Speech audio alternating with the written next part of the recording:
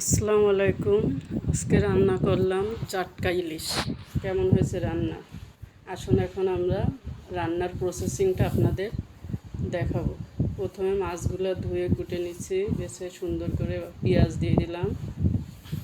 পেঁয়াজগুলো সুন্দর করে দিচ্ছি। এবার যেহেতু মশলাটা ফ্রিজে ছিল তো একটু বরফ গলে না, এই জন্য হাত দিয়ে গলিয়ে গলিয়ে দিচ্ছি। এটা হচ্ছে রসুন বাটা, আগে দিচ্ছি জিরা বাটা। এবার দেব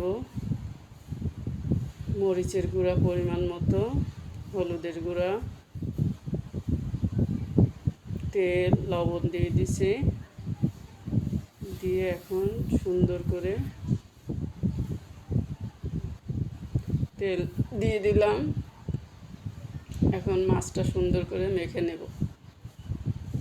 তারপরে চুলায় রান্নার জন্য বসিয়ে দেবো। সুন্দর করে আগে মাছটা মেখে নিচ্ছি। মেখে নিয়ে 2-3 মিনিট রেখে দেব। এখন চুলায় কড়াই বসিয়ে দেব। দিয়ে মাছগুলা দিয়ে দেব। কড়াই গরম হয়ে গেছে, এখন মাছগুলোর ভিতরে দিয়ে দিচ্ছি। মশলাটা একটু পানি দিয়ে ধুয়ে দিচ্ছি।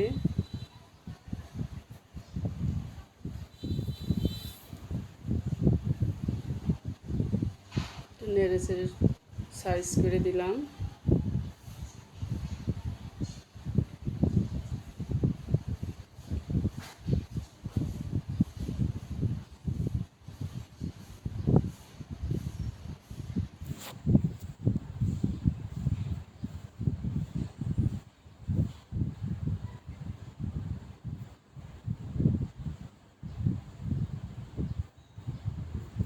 আমার রান্না হচ্ছে,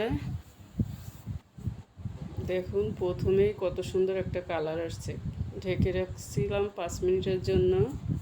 এখন ঢাকনা উঠিয়ে আবার একটু নেড়ে চেড়ে দেব। মাছগুলো বেশি জোরে নাড়া যাবে না, তাহলে ভেঙে যাবে। আস্তে আস্তে একটু নেড়ে চেড়ে দেওয়া লাগবে, নিচে যেন আবার পোড়া লেগে না যায়।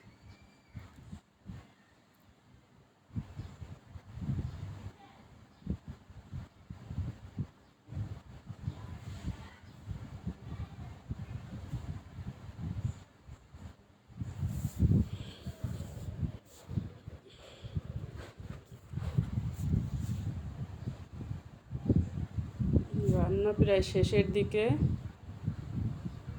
এখন কয়েকটা কাঁচামরিচ দিয়ে দিলাম। কাঁচামরিচ দিলে তরকারির স্বাদ বেড়ে যায়।